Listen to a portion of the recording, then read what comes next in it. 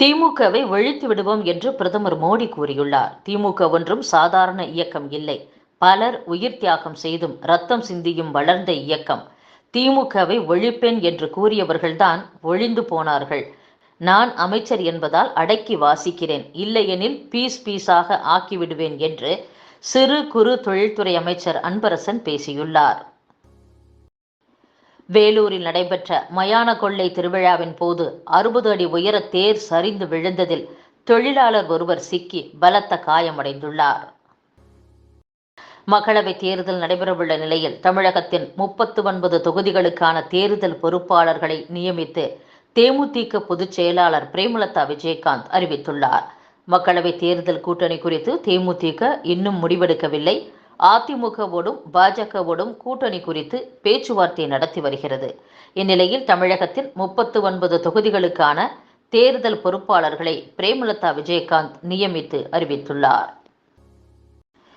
மக்களவைத் தேர்தல் கூட்டணி தொடர்பாக பாஜகவுடன் நடைபெற்ற பேச்சுவார்த்தை சுமூகமாக இருந்ததாக முன்னாள் முதலமைச்சர் ஓ பன்னீர்செல்வம் கூறியுள்ளார்.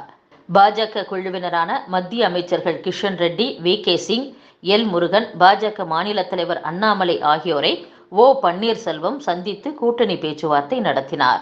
ஓபிஎஸ் ஆதரவாளர்கள் வைத்திலிங்கம், மனோஜ் பாண்டியன், ஜே.சி.டி. பிரபாகர் உள்ளிட்டோரும் உடனிருந்தனர். இந்த சந்திப்பு அரை மணி நேரத்திற்கு மேலாக நடைபெற்றது. போக்குவரத்து கழகங்களுக்கு 3000 புதிய பேருந்துகளை கொள்முதல் செய்வதற்கான ஒப்பந்த புள்ளிகளை தமிழக அரசு கோரியுள்ளது. தமிழக போக்குவரத்து கழகங்களில் பழைய பேருந்துகளை கழித்து புதிய பேருந்துகளை பயன்பாட்டுக்கு கொண்டு வரும் பணிகளை தமிழக அரசு தீவிரப்படுத்தியுள்ளது. தமிழகத்தின் வளர்ச்சிக்காக பிரதமர் நரேந்திர மோடி 2,35,000 கோடி ரூபாய் நிதி வழங்கியிருப்பதாக மத்திய பிரதேச முன்னாள் முதலமைச்சரும் பாஜகவின் அகில இந்திய துணைத் தலைவருமான சிவராஜ் சிங் சௌஹான் தெரிவித்துள்ளார். தமிழகத்தில் பொதுத் தேர்வு விடைத்தாள் திருத்தும் பணிகள் ஏப்ரல் 1ஆம் தேதி தொடங்கும் என்று தேர்வுத்துறை தெரிவித்துள்ளது.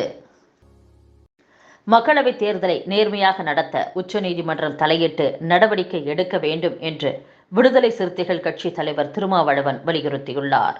இது தொடர்பாக அவர் கூறும்போது, தேர்தல் ஆணையர் பொறுப்பிலிருந்து அருண் கோயல் பதவி விலகி இருப்பது நடைபெறவுள்ள பொதுத் தேர்தல் நேர்மையான முறையில் நடக்குமா என்கிற அச்சத்தை எழுப்பி இருக்கிறது. பாஜகவும் அதன் ஆதரவு சக்திகளும் தேர்தல் முறையை சீரழித்து முறைகேடான முறையில் ஆட்சியை கைப்பற்றுவதற்கு முயற்சிக்கின்றன என்பதைத்தான் தேர்தல் ஆணையத்தில் நடக்கும் இந்த நாடக காட்சிகள் உணர்த்துகின்றன. உச்சநீதிமன்றம் இதை வேடிக்கை பார்க்கக்கூடாது என்றும் கூறியுள்ளார். மேலும் தேர்தல் ஆணையர் நியமன சட்டத்தை எதிர்த்து தொடுக்கப்பட்டுள்ள வழக்கையும் வாக்குப்பதிவு இயந்திரங்கள் தொடர்பான வழக்கையும் அவசர வழக்குகளாக விசாரித்து தீர்ப்பளிக்க வேண்டும் என்றும் அவர் கூறியுள்ளார்.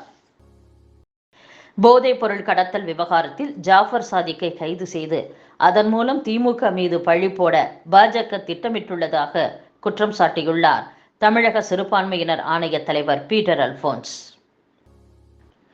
பேரிடர் நிதி உதவி வழங்காத பிரதமர் நரேந்திர மோடிக்கு தமிழகத்தில் வாக்கு கேட்கும் தார்மீக உரிமை இல்லை என்று இந்திய கம்யூனிஸ்ட் கட்சியின் மாநில செயலாளர் இரா முத்தரசன் தெரிவித்துள்ளார். விரைவில் பாஜக வேட்பாளர் பட்டியல் வெளியிடப்படும் என்று மத்திய இணையமைச்சர் எல். முருகன் தெரிவித்துள்ளார். தமிழகத்தில் போட்டியிடும் பாஜக வேட்பாளர் பட்டியலை விரைவில் வெளியிட உள்ளதாக மத்திய இணையமைச்சர் எல். முருகன் கூறியுள்ளார். தமிழக மீனவர்கள் 22 பேர் கைது செய்யப்பட்டுள்ளதற்கு தமிழக காங்கிரஸ் தலைவர் செல்வ பெருந்தகை கண்டனம் தெரிவித்துள்ளார். கைது செய்யப்பட்டவர்களை விடுவிப்பதிலும் படகுகளை மீட்பதிலும் கடுமையான சிக்கல்களை எதிர்கொள்ள வேண்டிய நிலை உள்ளது என்றும் செல்வ பெருந்தகை கூறியுள்ளார். டெல்லி விவசாயிகளின் போராட்டத்திற்கு ஆதரவு தெரிவித்து தஞ்சையில் விவசாயிகள் ரயில் மறியலில் ஈடுபட்டனர். தமிழ்நாடு காவிரி விவசாயிகள் சங்கம் சார்பில் நடைபெற்ற போராட்டத்தில் ஏராளமான விவசாயிகள் பங்கேற்று ரயில் மறியலில் ஈடுபட்டனர். மீனவர்கள் சிக்கலுக்கு நிரந்தர தீர்வு காண மத்திய அரசு நடவடிக்கை எடுக்க வேண்டும் என்று பாமக தலைவர் டாக்டர் அன்புமணி ராமதாஸ் கூறியுள்ளார். தமிழக மீனவர்கள் 22 பேரை சிங்கள கடற்படையினர் அத்துமீறி கைது செய்திருப்பது கண்டிக்கத்தக்கது என்றும் அன்புமணி ராமதாஸ் கூறியுள்ளார்.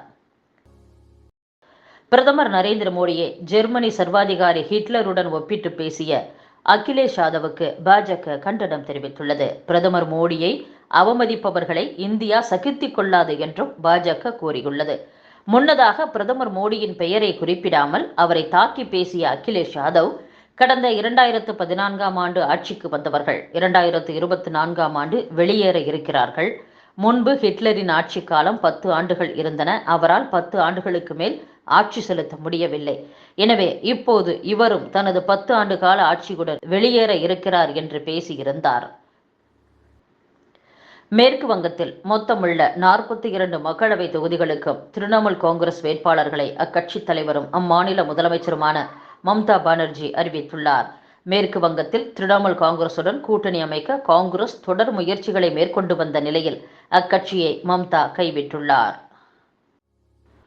அமெரிக்காவைச் சேர்ந்த முன்னணி மின்சார வாகன தயாரிப்பு நிறுவனமான டெஸ்லாவுக்கு மின்சார வாகன உற்பத்தி சார்ந்த இந்தியாவின் கொள்கைகள் மாற்றி அமைக்கப்பட மாட்டாது என்று மத்திய வர்த்தகம் மற்றும் தொழில்துறை அமைச்சர் பியூஷ் கோயல் தெரிவித்துள்ளார்.